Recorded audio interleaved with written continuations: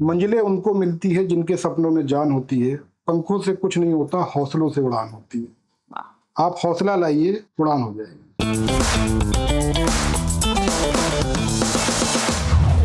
So Deepak ji, first of all thank you अपना time देने के लिए। We wanted to talk to you क्योंकि हम समझना चाह रहे थे कि हमारे जो कुछ पार्टनर्स हैं उनकी जर्नी बहुत इंस्पायरिंग थी, तो हम आपसे इसी बारे में बात करना चाह रहे थे।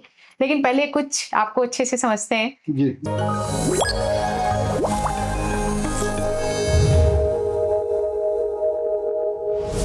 सर, ये जो प्रोफेशनल जर्नी है ये आपने कब शुरू किया था? ये मेरी प्रोफेशनल जर्नी मैम एससीएल छोड़ने के बाद हुई है। मैं पहले एससीएल में जॉब करता था। 2010 में मैंने एससीएल छोड़ दिया। कितने साल आपने कॉर्पोरेट वर्ल्ड में किया? 5 साल के करीब। 5 साल। और ये 15 साल और हो गए आपके करीब? हाँ, ये 15 साल के करीब। 5 साल एससीएल जॉब करने के बाद फिर मैंने अपना करियर स्टार्ट किया बिजनेस में। अच्छा। और लखनऊ में ही था मैं, और लखनऊ को ठीक से समझा हुआ है। मैंने कहा यहीं से स्टार्ट करते हैं।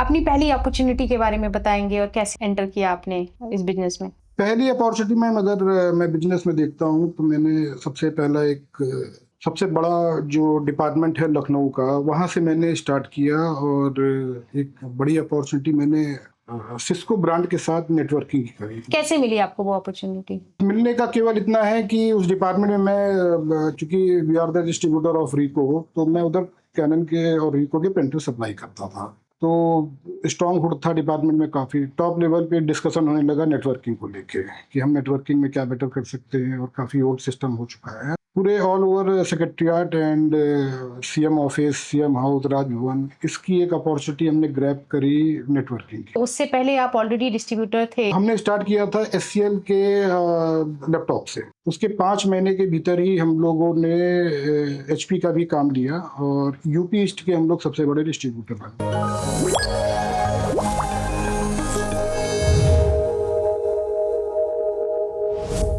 आपने कभी सोचा था कि आप इस पड़ाव पे इतना आगे आएंगे? उस तरह से जो आपने विजन देखा था और आज के विजन में आपको क्या फर्क दिखता है? बहुत फर्क है, बहुत फर्क है। पहले वी वर द ट्रेडर, हमारा कोई रोल नहीं था। हमारा काम एक आइटम परचेज करके मार्केट को सेल कर देना था। आज की डेट में हम सोल्यूशन प्रोवाइड करने की बात करते हैं। आज की डेट में कस्टमर्स की जो भी प्रॉब्लम्स है उसको सोल्यूशन से रिलेटेड वो हम बैठ के डिस्कस करके उसको क्लोज करते हैं। पहले हमारा कोई रोल नहीं था, ना वो कोई, अगर आप देखें समाज के लिए, ना कोई अपने लिए।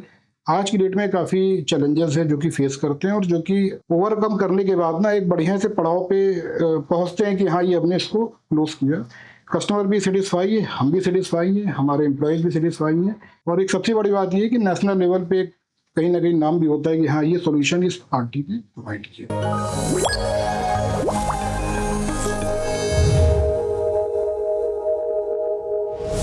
दीपक जी, अपनी लाइफ का कोई टर्निंग पॉइंट अगर आप शेयर करना चाहेंगे और जिससे कि हम आपकी एस्पिरेशन को और अच्छे से समझ पाए? टर्निंग पॉइंट अगर देखा जाए मैम, तो एक अभी हमने लास्ट ईयर एक बड़ा प्रोजेक्ट अचीव किया which is the world largest emergency response system.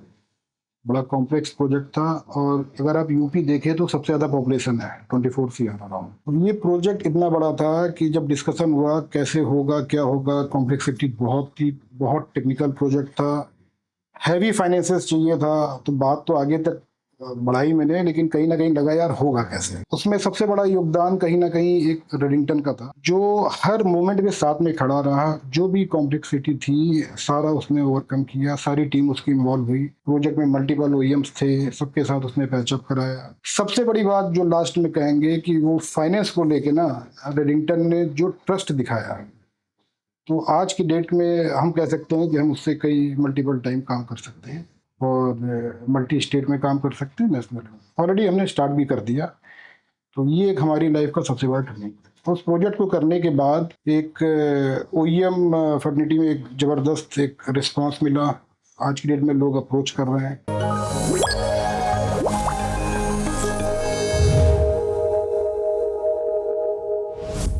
इस ग्रोथ के लिए आपकी रेडीनेस कैसी है? मेरी अगर आप रेडीनेस पूछेंगे तो मैं तो 100% रेडी हूँ। देखिए, बेसिक्स पे काम कर रहा हूँ, टीम स्ट्रांग है मेरे पास, काम करने के लिए, टीम को एज ए फैमिली मेंबर लेके चल रहा हूँ। और सबसे बड़ी बात है, स्ट्रॉन्ग फाइनेंस और टेक्निकल सपोर्ट के लिए मेरे पास जो सबसे बड़ा सपोर्ट है ना, वो रेडिंगटन को मैं काउंट करता हूँ अपनी जर्नी में। रेडिंगटन का बड़ा योगदान रहा है कि अगर कोई बड़े फाइनेंस की बात आती है, कोई कॉम्प्लेक्स टेक्निकलिटीज़ की बात आती है, तो बंदे खड़े रहते हैं कहीं ना कहीं। तो अगर ये हमारे साथ में है तो 100% वी आर रेडी।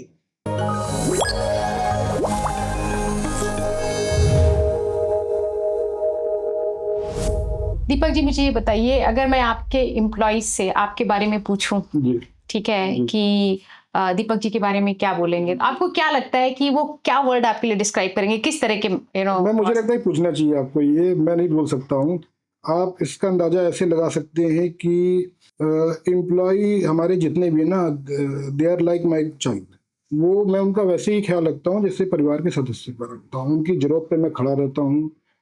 उनका हॉस्पिटल्स हो या कोई और भी खर्चे हों, इमरजेंसी कोई फंड हो या कुछ भी करना हो, उनको कुछ प्रॉपर्टी लेनी हो, गाड़ी लेनी हो, उसमें भी अगर लोन चाहिए, सब कुछ मैं देने के लिए तैयार हूँ।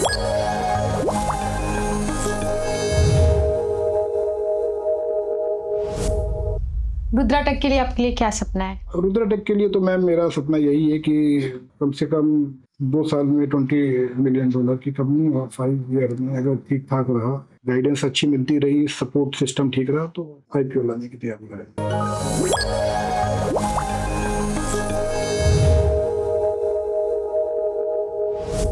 दीपक जी, जी। दिल्ली तमन्ना क्या है? दिल्ली तमन्ना तो बहुत है मैम, लेकिन अभी आज की डेट में देखा जाए तो दिल्ली तमन्ना नेशनल लेवल का जो IT लैंडस्केप है ना, उसमें रुद्राटेक कितना योगदान दे सकती है, चूंकि India as a developing nation है। और सबसे अच्छी बात यह है कि n नंबर्स ऑफ अपॉर्चुनिटीज हैं। तो चिंगारी एक लगा दी है, कहाँ तक आग फैलेगी नहीं मालूम। हम चाहते हैं कि आपकी ये तमन्ना जरूर पूरी हो और हम यहाँ पे इसी ऑफिस में आपका IPO सेलिब्रेट करें। हो सकता है 1 फ्लोर से बिल्डिंग्स हो।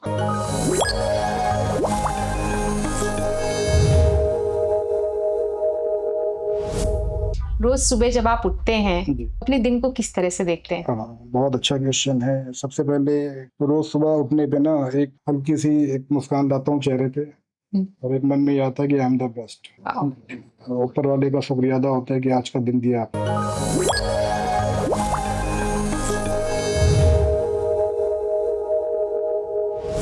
ये बताइए, आपके पेरेंट्स के लिए उनका बच्चा कहाँ पहुंचा है, क्या उनकी एक्सपेक्टेशन है, क्या उनकी उम्मीदें हैं, आपको क्या लगता है कि बहुत अच्छा क्वेश्चन पूछा आपने मैम। ऐसा है कि पेरेंट्स कोई भी हो, वो अपने बच्चे को कहीं ना कहीं इतना ही चाहते हैं कि पैरों पे खड़ा रहे और वो खुशी खुशी अपना आगे बढ़ता रहे। आज की डेट में अगर आप देखेंगे तो पेरेंट्स आर वेरी हैप्पी।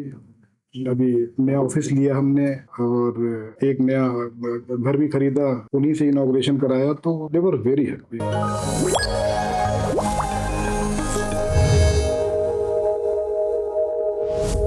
मुझे एक बहुत सिंपल सा प्रश्न आपसे पूछना है दीपक जी, क्या एक ऐसी पासिंग स्टेटमेंट अगर आपको बोलनी है उसके लिए जो कुछ नया शुरू करना चाह रहा है, तो अपनी जर्नी के थ्रू अगर आप कुछ बोलना चाहें तो क्या होगा? उनको मैसेज मैं केवल 2 पंक्तियों में देना चाहूंगा।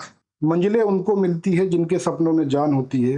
पंखों से कुछ नहीं होता, हौसलों से उड़ान होती है। वाह। आप हौसला लाइए, उड़ान हो जाएगी। मतलब बेफिकर बस लग जाइए। 100% ईमानदारी का दीजिए, सब कुछ आपके साथ चलता चले। वाह, क्या बात। So thank you sir, thank you. Thank you ma'am for It was a coming. pleasure talking to you.